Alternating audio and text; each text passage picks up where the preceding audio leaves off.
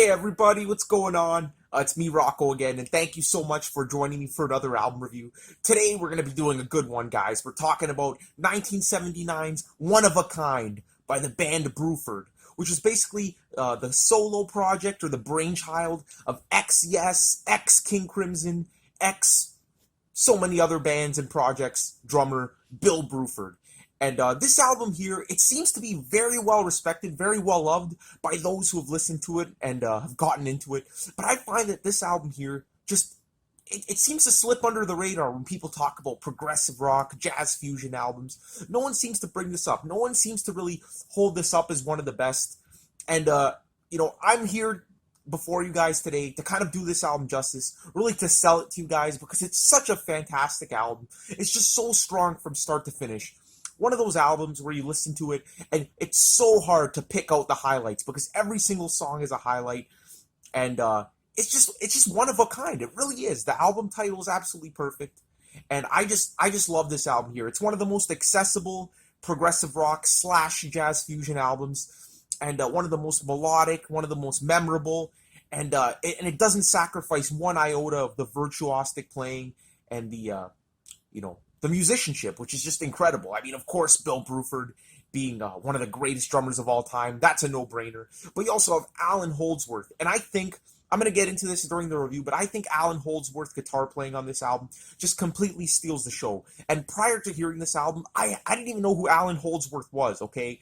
And then I heard this, and my life was forever changed. I mean, his playing was absolutely incredible. I mean, the first time I heard the album, I thought there was a sax player on this band, because, you would get Allan Holdsworth classic legato guitar lines coming in, and to me it sounded like sax. So then I go on to Wikipedia to find out that there is no sax player in sight, and that is a guitar making those fantastic sounds. So that blew my mind.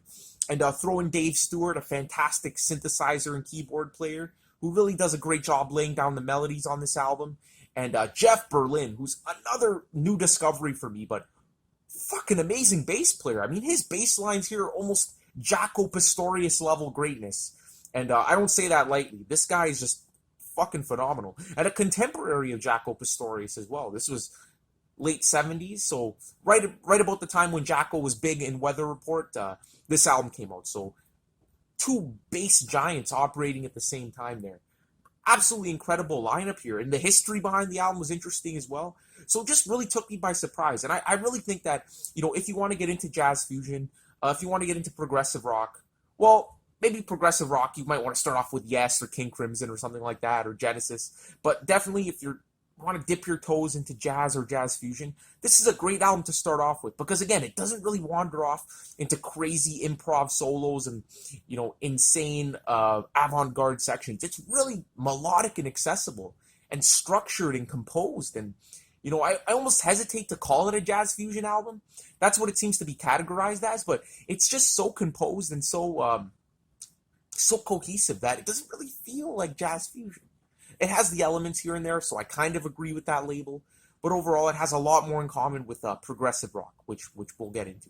So, fantastic album by the band. Sadly, this band only made a few albums, I think 2 or 3, before the band dissolved, and then Bruford was off to King Crimson again, but when they were around, they released some pretty awesome stuff. I haven't heard their debut, and I'll get to that soon, the reason why I haven't heard it, but I heard that's a fantastic album as well. This is the second album by Bruford, so definitely check out the whole trilogy of albums they released.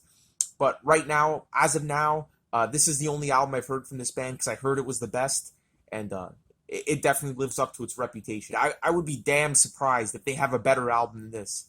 But yeah, definitely check them all out here. And again, it's an album that seems to slip under the radar. And that's probably because, sure, Bill Bruford was in a lot of huge bands in the 70s, Crimson, Yes, things like that. But at the end of the day, he was just a drummer, right? And when I say just a drummer, I don't mean just like any average drummer.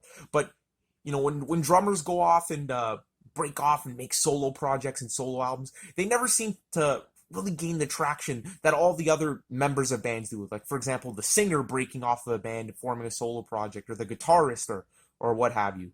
So drummers always get the short end of the stick. Well, on second thought, I guess that's kind of debatable because, again, you have Phil Collins with his popular jazz fusion band Brand X that actually did pretty well for themselves in the late 70s. But I think he's more of the exception rather than the rule for this. So yeah, really interesting stuff going on here. I wish they made more albums, but then again, he really did have to go back to King Crimson. So at the end of the day, I can't complain. All right, guys. So let's talk a little bit about the history and the making of One of a Kind, because I find it quite interesting. All right, guys. So with the history of this album, let's set the clock back a little bit further back to 1974, where Bill Bruford found himself at a crossroads. Now, I'm sure everyone watching this knows who Bill Bruford is, but if not, just a little brief introduction. He's considered one of the all-time greatest progressive rock drummers. He's been in pretty much every major progressive rock band of the 70s almost, or at least a lot of them at one point or another. And his playing style is very jazzy, very busy, and very intricate. And he's just one of the greatest. I mean, from 1969 to 1974, this guy just did so much. He had been on some of Yes's greatest albums. Fragile, the Yes album, Close to the Edge. Basically just delivering game-changing performances in progressive rock drumming. I mean, the guy could have fucking retired there and everything would have, and he would have still been regarded as one of the greatest prog drummers. But no, what did he do? He left Yes because he felt that, they couldn't top Close to the Edge. And he joined King Crimson, which was a much more improvisational, more free-form, avant-garde band. And he appeared on some of King Crimson's greatest albums, Lark's Tongues and Aspic, Starless and Bible Black, and Red. That trilogy there is just widely regarded to be one of the greatest trilogies of progressive rock music. So really, at this point, he was just so prolific. And to think that all this happened in a 4 to 5 year time span is just absolutely insane.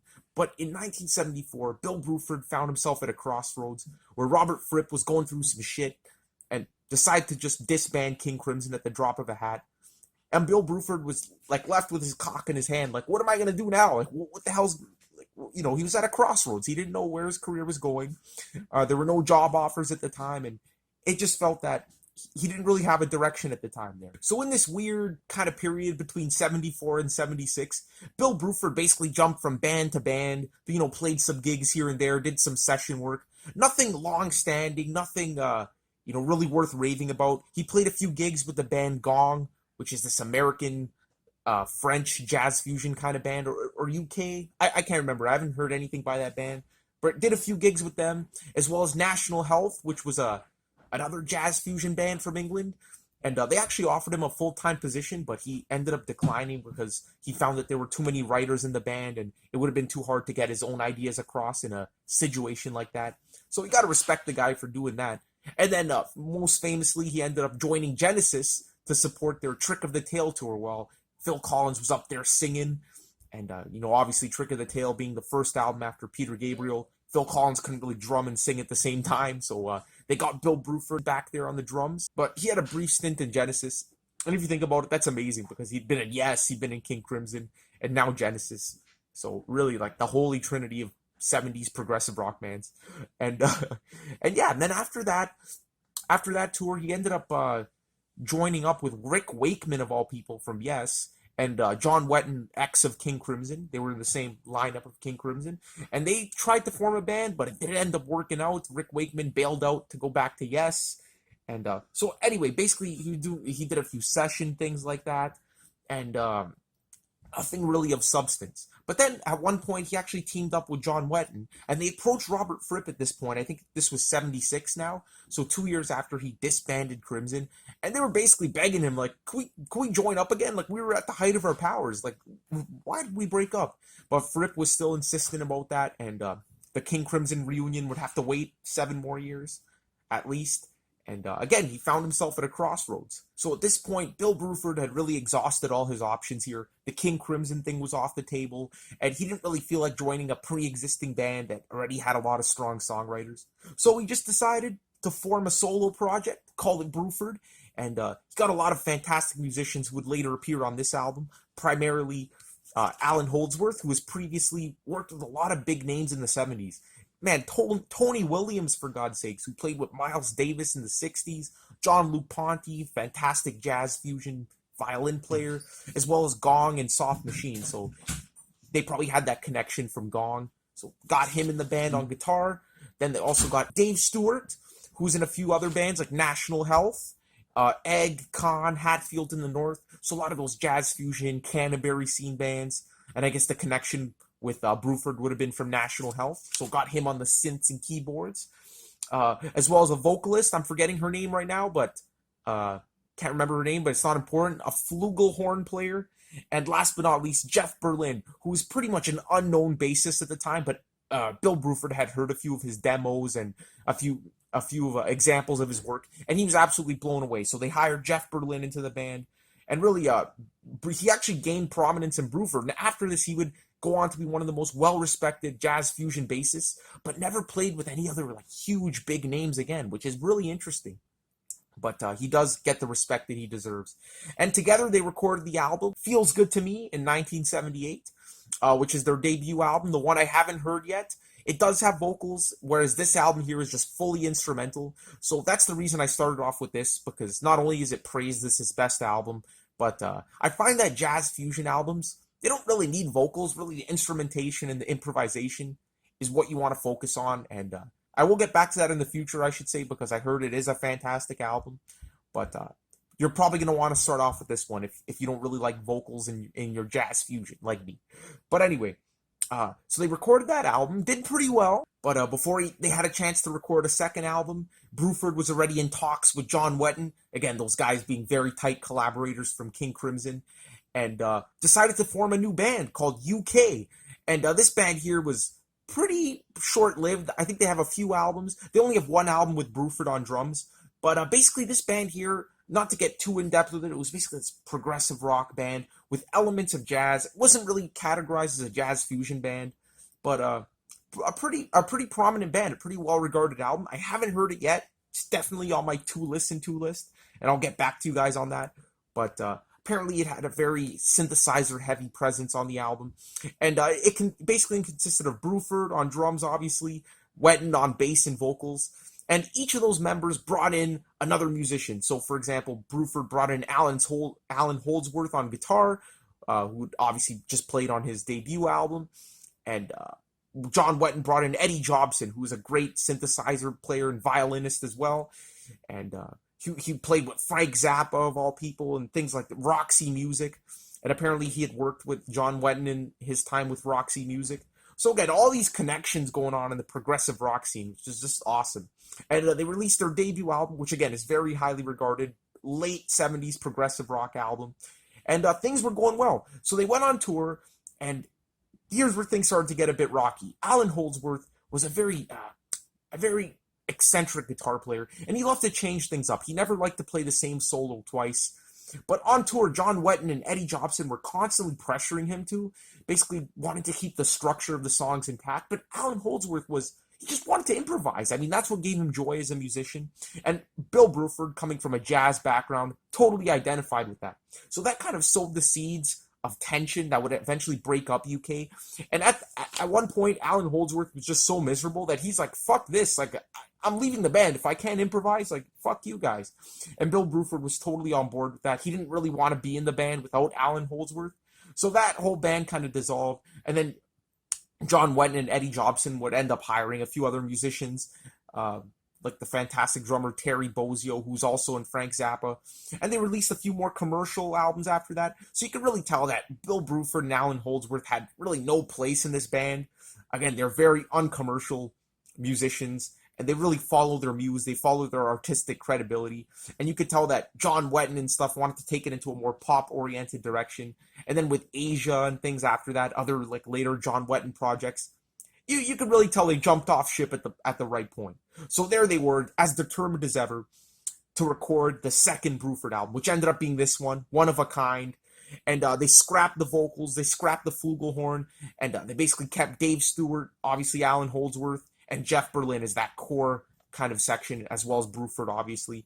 And just recorded this album here, which is fantastic. And it has a few songs that Bruford had written for UK, but they kind of took them and put them on this album because those tracks were going to appear on the second UK album, which never ended up happening, obviously, because the whole band dissolved and Bruford and Holdsworth took their compositions. And the two compositions they took are particularly strong. The Sahara of Snow and Until Sunday, or I can't remember the name of the song, something Until Sunday or Saturday, and some of the best moments on the entire album. So I'm so glad they kind of stole those songs back. And this album here is just awesome. I mean, Bruford is the leader of the band. He does write, he does do the majority of the writing, but Holdsworth and Dave Stewart do some fantastic writing contributions as well, which I'll get into. And it's just a whole band. It's just such a cohesive album. It doesn't feel like this is a Bill Bruford solo project. It really is a complete band effort. Again, it's a shame the band was so short-lived, only having one album after this before Bill Bruford went on to go back to King Crimson. But we do have these three albums to really savor and enjoy. All right, guys, so that was pretty much the history behind it. Some pretty interesting stuff. Now let's get into the overall review. All right, guys, I'm super excited because I think this album is a fucking masterpiece. It's just so great, and it really is one of a kind. This album really is such a unique album in the whole jazz fusion genre, and I think it really is the ideal, perfect starting point to dip your toes into this genre because it's so freaking accessible. Like for a completely instrumental album, I could picture anyone getting into this. I mean, you don't have to have any jazz background, any progressive rock background to really enjoy these tracks because really the album here is focused on one thing and one thing alone: melodies and atmosphere. Okay, and the melodies and atmosphere are just so memorable. They just sink their fangs into you and never let go. It's just such a fun, memorable album that you could just put on. You know, it's not really a hard listening experience. It's easy to get into, and it's just overall enjoyable, but never sacrifices the virtuosic talents. I mean, once these guys go off on a solo or an excursion, it just goes into the stratosphere, especially with Allan Holdsworth, or primarily Allan Holdsworth. His solos on this album are just guitar god mastery. I mean, I really just, I was blown away. Honestly, every single guitar solo on this album, and there are many of them, is just incredibly virtuosic, but yet keeps it in the atmosphere, keeps the atmosphere locked in, really delves into it like an emotional kind of tone, and never really wanders off into just masturbation of the guitar, for lack of a better word. It's just absolutely incredible. But we'll get into that later with talking about Allan Holdsworth's guitar playing style, which is going to be a challenge. But let's just address the elephant in the room.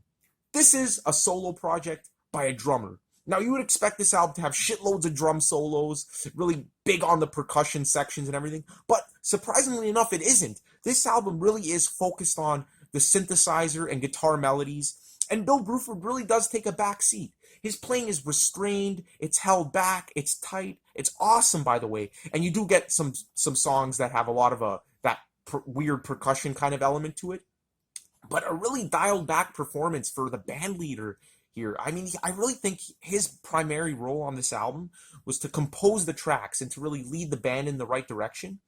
Kind of like a Miles Davis or someone like that, one of those classic jazz band leaders, because his drumming doesn't really like jump out at you on this album. He's not playing those crazy fills like he was in Yes and the weird percussion that he was doing in King Crimson. It's just really toned back, really suiting the song.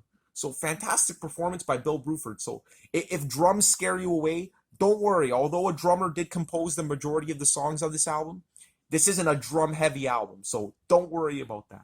Really, as I mentioned before, this album is all about Allan Holdsworth and Jeff Berlin creating those melodies. Or sorry, I should say Dave Stewart on the synthesizer. Now, there's something about this album. It just has this sense of fun. It has this sense of abandon where you can tell these guys weren't taking themselves too seriously. And they're not afraid to create uplifting, joyous melodies, which you never really hear in jazz fusion. I mean, that's why I find this album so unique. There's so many awesome, emotional, uplifting moments that just brighten your day and just put a smile on your face. There's a lot of quirky moments as well. Like, for example, we'll talk about the intro of Fainting in Coils, which is freaking hilarious. But yeah, it's just a very playful, joyous album. Now, it does go into some more intense, dare I say, darker instrumental passages, but they always resolve themselves. I mean, when you get a moment of tension or drama, that always resolves into this feel-good kind of melody. And that's what I love about the album. A lot of jazz fusion albums, I feel like they take themselves a bit too seriously. They stay in the same mood throughout. This band here, they really knew how to really switch up the mood and resolve the tension with fantastic uplifting sections. So that's the main thing I love about it. And those uplifting sections are really either created by Dave Stewart's fantastic synthesizer playing, which is pretty, he never really wanders off into these crazy solos. His playing is always very grounded, and some people even criticize it for sounding cheesy. again, we're getting into the late 70s now, and all these new synthesizers were coming out, and it really sounds of its time. But I love what he does with it. I love the melodies he lays down with that shit, and the atmospheres he creates. So although the sound of the keyboards itself may be a little bit cheesy, what he does with it is perfect. And yeah, and Allan Holdsworth. I mean, we can't review this album without talking about the guy. Again, he steals the show. His guitar playing is just so unique. Never heard anyone play guitar like this. Even Frank Zappa, of all guys, one of the most inventive musicians of the 21st century, cited Allan Holdsworth as one of his favorite guitar players, or I think specifically he said one of the most interesting guys on the guitar at the moment, which is fantastic. And again, this guy's style here is just so cool. When he plays the guitar, and I'm no musician, so I'm probably going to butcher the explanation here, but he uses this like legato kind of guitar style where it sounds like kind of slurring, like his guitar lines kind of smudge and slur around, creating this weird, surreal kind of soundscape. And it's so original sounding. It's so fantastic. And he's using all these weird scales that no one would really do. And gives it that kind of saxophone sounding kind of vibe with the sustain or the legato there. It's so strange, it's so weird, but it adds so much emotion and atmosphere to the music. And the more and more I think about it, the more it begs the question, how did Allan Holdsworth come up with this unique and just distinctive guitar playing style? So I went off and I did some research, and it's actually fucking hilarious. I mean, I read up on this guy, and apparently he always wanted to be a saxophone player. It was his fucking dream to be a sax player. Fuck, I sound like I'm on Seinfeld. It was my dream to be a banker. But yeah, he really wanted to play the sax. But for some reason, he ended up getting a guitar. I don't know if his parents got it for him or if someone else did. And he was just hell-bent on playing the guitar like a saxophone. And I found that hilarious because really during the listening experience of this album, me and my friend actually listened to it together. And I kept saying, like, who's the sax player? Who's the sax player? And then he's like, wait till later, because he knew that there was no sax player on the album. And then when I figured out that it was Allan Holdsworth the whole time, my mind was absolutely blown.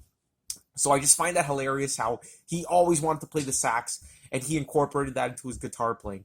But whenever he plays, like, it doesn't always sound like a saxophone. Like, sometimes he goes off into the stratosphere. And when he does play these blistering solos, they're just so unpredictable. Like, you never know where they're gonna go. They're serpentine, they're snaking around here and there. And but they never feel over the top or just pretentious, if you know what I mean.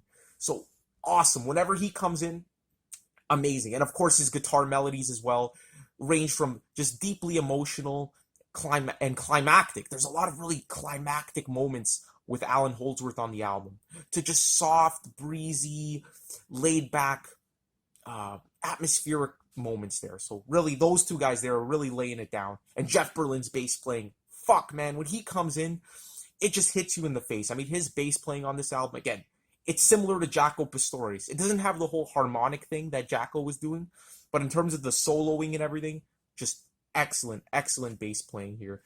And yeah, so the musicianship is tight, it's intricate, but yet the melodies are so strong and memorable that this really is kind of like a pop jazz fusion album. And I did say this album was well respected, but I did see a few reviews saying this is like, compared to other jazz fusion bands, this is boring and like chamber music. And I totally disagree. Sure, it doesn't go off into those fucking weird avant-garde sections that a lot of jazz fusion bands were doing. Those intricate, bombastic things where you have to listen to a million times to really get into it. And there's nothing wrong with that. For me, I think that's something to be celebrated rather than criticized. I don't know why that has a negative connotation. Like, not everything has to be free form and hard to get into and, dissonant and avant-garde. Like, just enjoy the fucking music for what it is. Just beautiful music. And there's some absolute moments of beauty on this album. Like, beautiful. You just sit back and you let it wash over you. And it's just absolutely awesome. And I really think a lot of the progressive rock fans are going to like this album. Because, I mentioned there's a lot of climactic moments on this album. And a lot of those progressive rock tunes have those big crescendos, those big climaxes. And there's a lot of that on this album. Also, the tight kind of structure of the tracks that do go through many, many changes throughout. And a lot of these songs are, 5-6 minutes, so not very long. But they definitely go through a lot of changes with strong melodies, like, at every single step of the way. So I think a lot of the prog fans are going to like it. If you're one of those jazz fusion fans that, you're big into Bitches Brew by Miles Davis and things like that, sure, might seem a little bit boring and a little bit safe compared to that. But for me, I love the best of both worlds, so this album's awesome. And there are some freeform sections on the title track and on the Sahara of Snow. There's a few more, avant-garde sections there, but they don't really last very long, maybe like a minute each. So there's a little bit there for everyone to love. So overall, just such a fun album, strong melodies, strong hooks, and I never thought I'd say that for an instrumental album, but it's true. It's just so awesome, so accessible.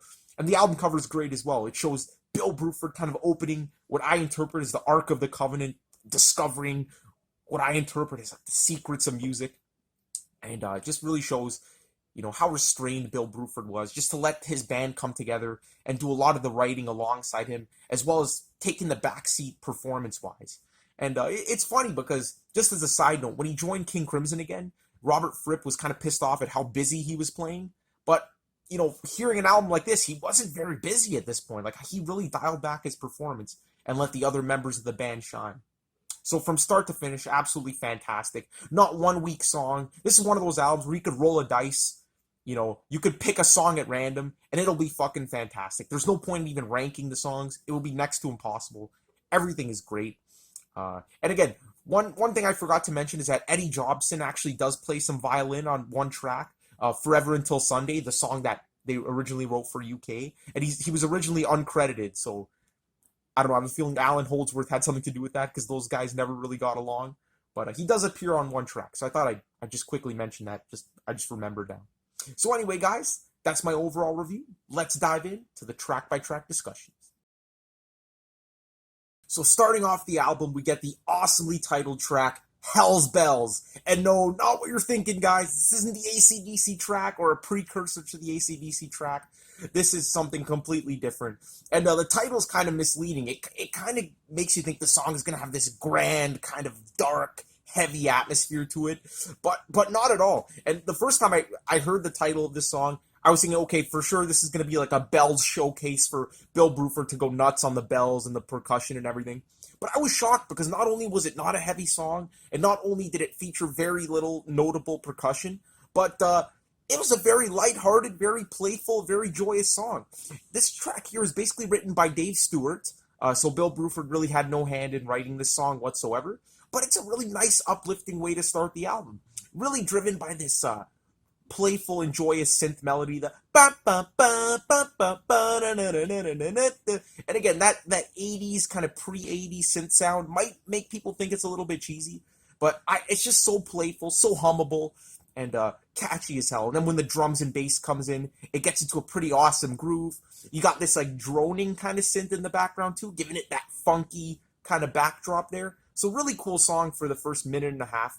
Then everything changes. At the 1 minute, 24 second mark, bam, Allan Holdsworth comes in with this iconic solo, one of the most iconic on the whole album. It starts off really slow and slurred, almost like it's the fucking guitar embodiment of an alcoholic, if that makes any sense. But it sounds fucking awesome. And it just, again, the guitar lines are so smudged and kind of all over the place, but it's awesome. It creates this weird, surreal atmosphere. And soon the guitar changes in pitch, and it feels like during this more technical part of his solo, the pitch is just constantly changing. And again, it creates this weird, strange, unorthodox effect. That is a very technical guitar solo, and I didn't really appreciate how amazing it was until like maybe the third or fourth listen. But every time I come back to that, it just blows me away. It's absolutely awesome.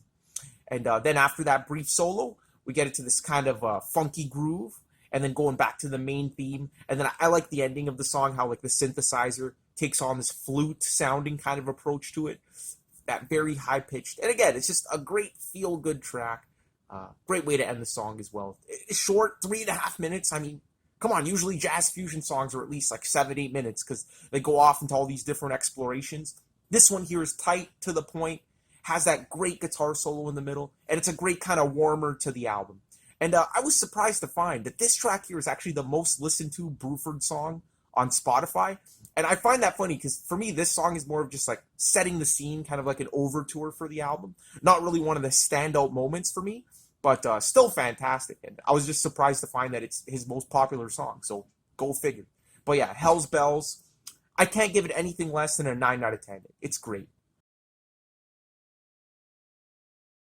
Then we get to track 2, the title track of the whole thing, One of a Kind. And for some reason, guys, I think Bill Bruford felt the need to split this song into 2 parts because there's just minor differences in the writing credits. He wrote part 1 and he collaborated more with Dave Stewart on part 2. But really, I'm going to review this song as one because it really is one cohesive piece with all these crazy musical explorations in the middle. And you know what? I think out of all the songs on the album, this one here is going to be the most appreciated by the jazz fusion aficionados because it does have a lot of those like free-form sections that were common in jazz fusion in the middle of the track, mostly in part 2, which are really cool. But again, they don't last too long compared to most jazz fusion tracks. But at least it has it there. So a little bit more in the conventional jazz fusion vein with this one, but a fantastic song nonetheless, and no less memorable than the others. It starts off with this awesome electric piano riff that comes in, and it's just so pretty and groovy at the same time. I love it though.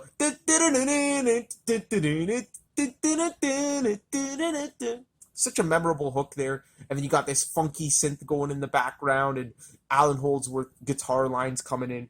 It's awesome, and then we actually get Bill Bruford showing off on the bells and all the percussion for a bit there. Pretty awesome stuff. It's what you'd expect from a Bill Bruford solo project, but again, it doesn't last long. That's only for the first 40 seconds of the track before Allan Holdsworth just completely takes over all over again, and his solo on part 1 of the song is awesome. I mean, it has this weird kind of stop and start quality to it, but at some indescribable point during the solo, it takes off and gets really fluid, climactic, and really melodic. So really out of this chaos, this awesome melody comes in, and that's really a theme with this track here. And then after that awesome solo, which really takes up a huge chunk of the track, the guitar stops and the funky synth comes in, reprising the main theme of the song, and it's really cool. And then we get into part 2, which is kind of like the spacey free-form section. The whole track just comes to a halt, and we just get this sparse electric piano, drums, and bass coming in.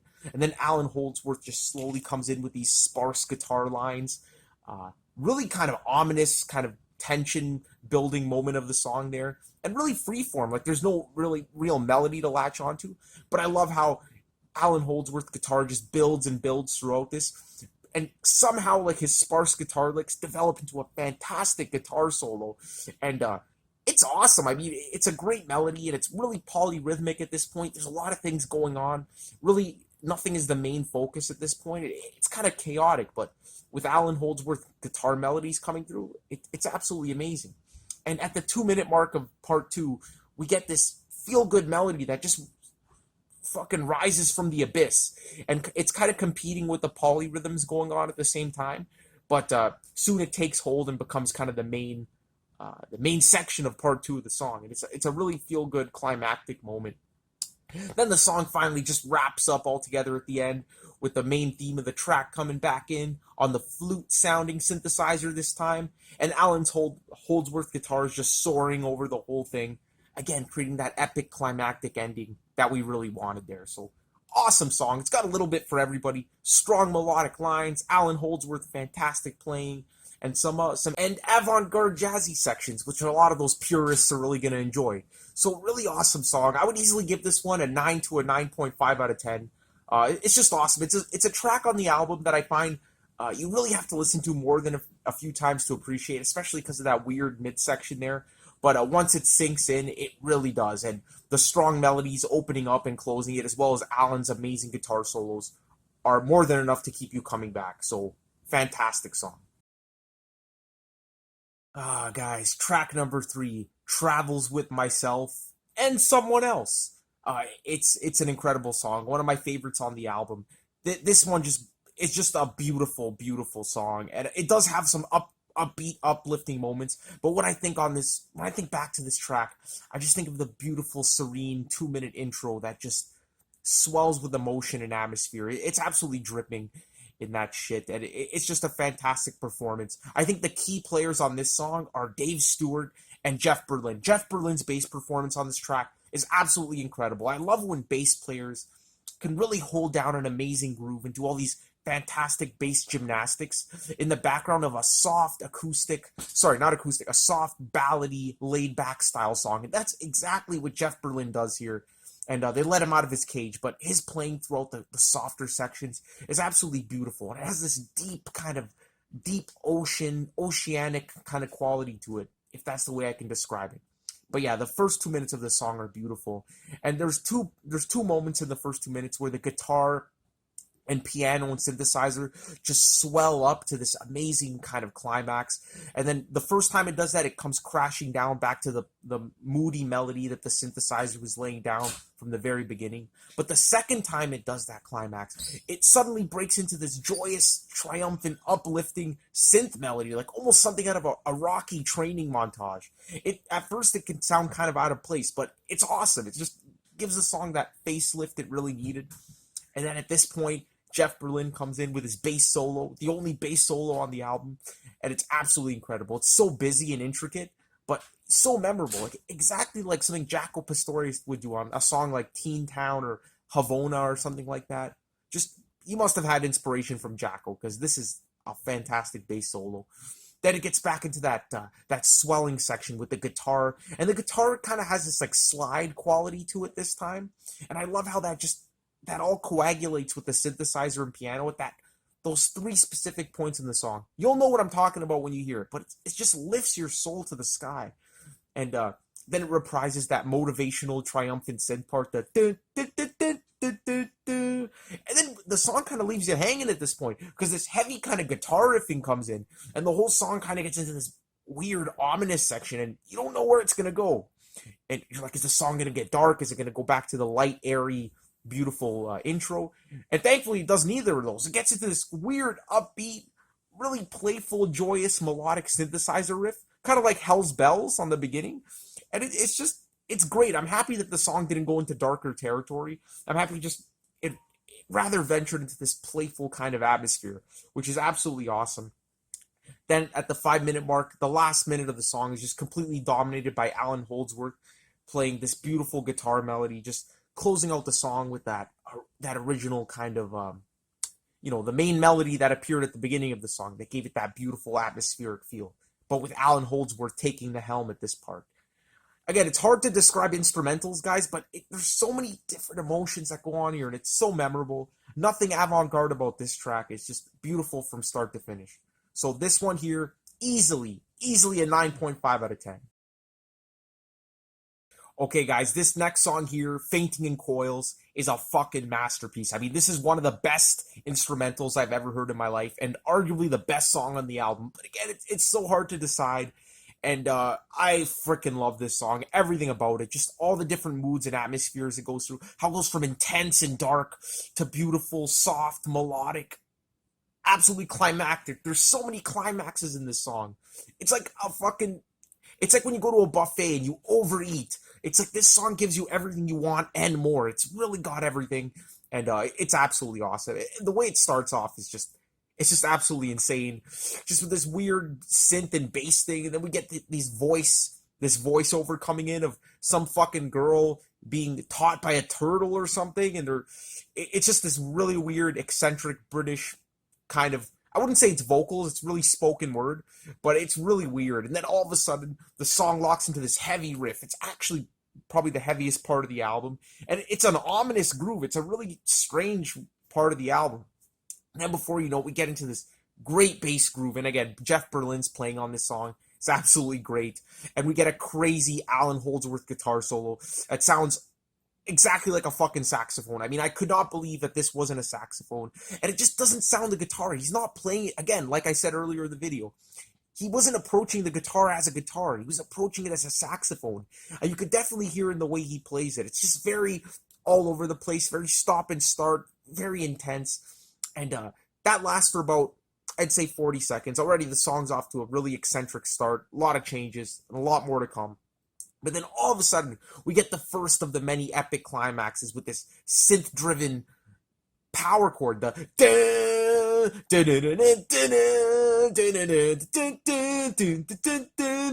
it just bursts out of nowhere, and it's freaking awesome. Then we get another Allan Holdsworth solo, but this one here is just much more conventional and soaring and melodic. And it's awesome to get that after that crazy intro that was very ominous, very dark, and all over the place. It's like that resolve that you really need. Then we get the crashing climax again, you know what I'm talking about. And then we get this weird synthesizer and funky bass line come in. And this is more of like a free form kind of section of the song, but again, it resolves, and then the song winds down into kind of the atmospheric, beautiful part, kind of reminiscent of the song that just came before it, with the organ kicking in. And I think we're at the 3 minute mark at this point. And then another amazing sax guitar solo comes in. But this one here is a lot more atmospheric, a lot more laid back and beautiful than the crazy one that kind of opened up the track. And again, you just can't, it's breathtaking. You can't believe it's a guitar. And it's just one of the highlights on the album. It's just one of the best solos there. And then, again, the song leaves you hanging. It changes to this weird kind of flute melody on the synthesizer, and it lasts for over a minute, and it's this weird, ominous kind of thing, and you don't know where the song's going. So again, using the same tricks they used on the song that came before to kind of build tension and release. But then before you know it, it breaks back into the triumphant climax section, and we get this awesome piano, very jazz-like, very jazzy, conventional, just piano solo, no synth or anything like that. So this part here, you can't call cheesy. This is just straight up piano. And then at the end, it just closes off with the heavy riff that opened it. And it all comes 360. This is just a masterclass in how to create tension and release. And just one of the greatest Allan Holdsworth and guitar performances in general. I mean, I couldn't believe these fucking solos. And he goes through so many styles. Conventional playing, sax-like playing, that legato, that beautiful legato playing with the slurred guitar lines, especially on his second sax-like solo there. And it's epic, melodic, and triumphant. Fainting in Coils. Man, I want to give this one a 10 out of 10 so bad. I'm going to give it a 9.5 to a 10 out of 10, somewhere in that range, because it's just a masterpiece. viii, another awesome track on the album. This one here really surprised me because right when you think you got this song figured out, you know what it's all about, it just does a complete 180 on you and just evolves into something so much more, so much better than you expected.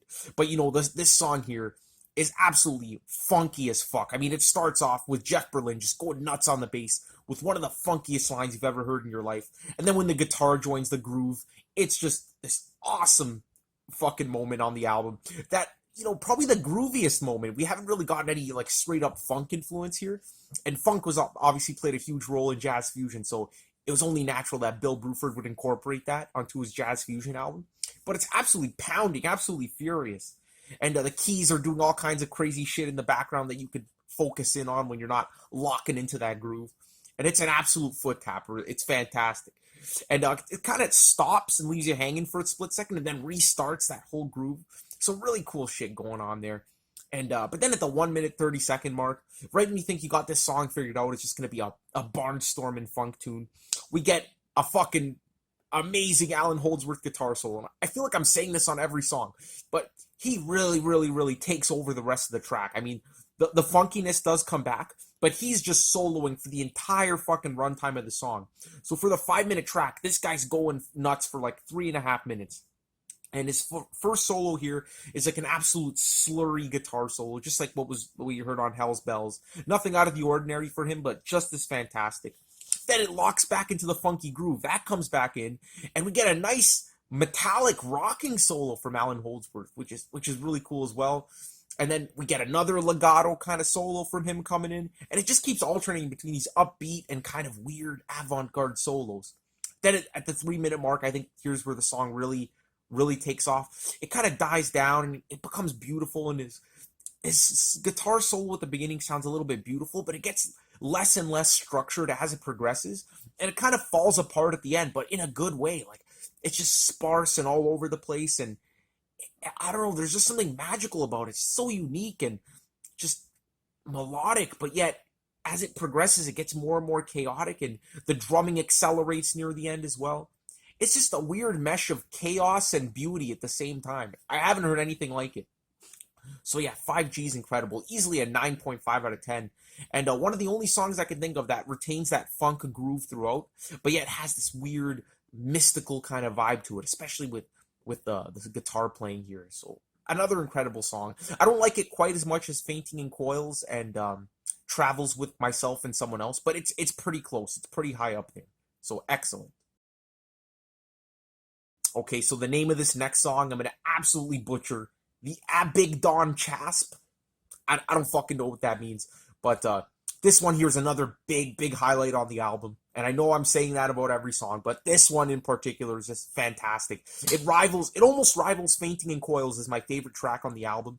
And it's just incredible from start to finish. And it's one of the shorter tracks on the album too, clocking in at about 4 minutes in length. So that really says something. And this track here was written by Allan Holdsworth. It was his only kind of solo contribution to the album. And you would think that for a Holdsworth song, it would just be completely guitar dominated. But the bass here plays a really prominent role. A lot of the main riffs and the main melodies in this track are driven by the bass. And it's almost like a bass solo, but it gets repeated so many times throughout the song that I end up considering it a bass riff, which is really cool. And Jeff Berlin is just on fire. Just love how the song starts off with this crescendo and then dives right into that funky, groovy bass riff, which is just awesome. And then we get this absolutely seamless transition into this beautiful piano melody, just proving how sophisticated these musicians were to pull off a fucking transition like that. It's just absolute genius. The bass solo comes back in, and before you know it, we get into the big moment, the big guitar riff on the album, the most memorable guitar riff, where Allan Holdsworth comes in with this larger-than-life sound, and it's just so powerful, so emotional, and again, so climactic. It's really something a lot of progressive rock fans are going to gravitate towards because it has that power and that emotion that just cuts through. And then after that epic climax, this is what I love about the album. Rather than just getting into a darker or more ominous section, it dives into one of the more playful parts of the song. Again, driven by the synth, and it's just awesome. You think after like a climax like that, it's going to get more epic, but no, it just dives into like the playful melodies. So again, I love that right there. And then, come on, it's an Allan Holdsworth song, so it's got to have that slow guitar solo, and it's absolutely an amazing legato solo. Very, very slurry, and awesome. And then we get acoustic guitar coming in. The first time we hear acoustic on the whole album, and out of that comes arguably the best solo on the entire thing, guys. It starts off so slurry and disorienting, but gets a bit more clean as it goes on. It's such a feel-good solo, such a powerful moment. So kind of the opposite of the solo on the previous track, where it starts off structured and then just goes all over the place. This one here starts off kind of disorienting and then kind of pulls itself together. And the main bass solo comes back in at the end, and it's just a huge, big moment at the end of the song when that Allan Holdsworth guitar riff comes back for the second time. Just thinking about it just sends shivers up and down my spine. This is another song I want to give a 10 out of 10, but I'm going to stick to a 9.5. It's just doesn't get any better than this, guys. Oh, man. Forever Until Sunday. Fuck, guys, you guessed it. This is another amazing song. Again, not one even slightly mediocre song on this whole album. This one here is one of the most beautiful on the album. Again, we had a few upbeat tracks, the Abingdon Chasp and 5G and Fainting in Coils, but this is really kind of like, I don't know, I guess you can describe it as Travels with Myself and Someone Else Part 2. It has a lot of similar elements, but I think this song, well, I wouldn't say it's better than that song, but they're definitely on par. It's absolutely fantastic. And what really gives this song life is the 2-minute intro, which is basically dominated by this droning atmospheric synthesizer, and Eddie Jobson, who is uncredited, playing this beautiful, melancholic violin melody that just has the slightest hint of beauty to it. Actually, it's a huge hint of beauty, but it starts off slow and brooding and melancholic, but when it swells and builds, it's just one of those spine-chilling moments on the album, and it's just a nice change of pace to hear some violin coming in. Imagine it was guitar. Fuck, like imagine I looked it up and it's just Allan Holdsworth just creating these sounds, these violin sounds with his guitar. But no, it's actual violin. So that's how great Allan Holdsworth is. He makes me question fucking reality at this point. But it's absolutely beautiful. And they give a good chunk of the song to that violin. At the 1 minute 50-second mark, you think it's gonna end. We get into this weird like free form section that lasts like 10 seconds. But then the violin comes back in as powerful and as strong as ever. And just again shivers up and down your spine. Then at the 2 minute 30-second mark, we lock into this amazing bass groove and the violin fucks off somewhere else. And it's absolutely awesome. And then the guitar comes in. And it's absolutely metallic. Like, this is some heavy-ass guitar playing. And then we get the synthesizer coming in with another motivational, Rocky-style riff. Again, kind of similar to Travels with Myself and Someone Else, like with that beautiful melodic beginning and then these upbeat synthesizer riffs that have a lot of pack a lot of punch and a lot of motivation into them. It's awesome. And then we suddenly get an awesome transition to another heavy Allan Holdsworth riff, almost heavy metal, like it's awesome. And then we get like your usual Allan Holdsworth guitar playing style, the saxophone style, very tasty solo here. And probably my favorite part of the whole song, other than the violin intro, is when Allan Holdsworth then reprises that whole violin section on his guitar, and it just sounds absolutely fantastic closing out the song. So yeah, absolutely beautiful intro and outro, and all this kind of crazy metallic stuff in the middle, which is just larger than life. Just another fantastic song. Again, so hard to rank these tracks, because this one here is like one of the big highlights, but they all are. I'd give this one a 9.5 out of 10 any day of the week. And finally, last but certainly not least, we get the closing epic track, the Sahara of Snow. Again, parts 1 and part 2. They split it up into 2 parts, but it really is just one continuous track. And this really is the epic of the album. It's 9 minutes in length.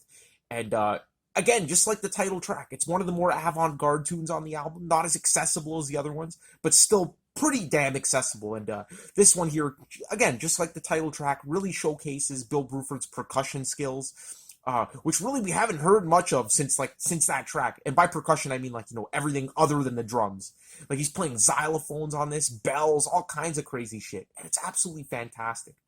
And just like Forever Until Sunday, the song before this track here was originally developed to be a UK song, but thank God they took it away from UK and put it on this album where it belongs, because it's just a perfect closer.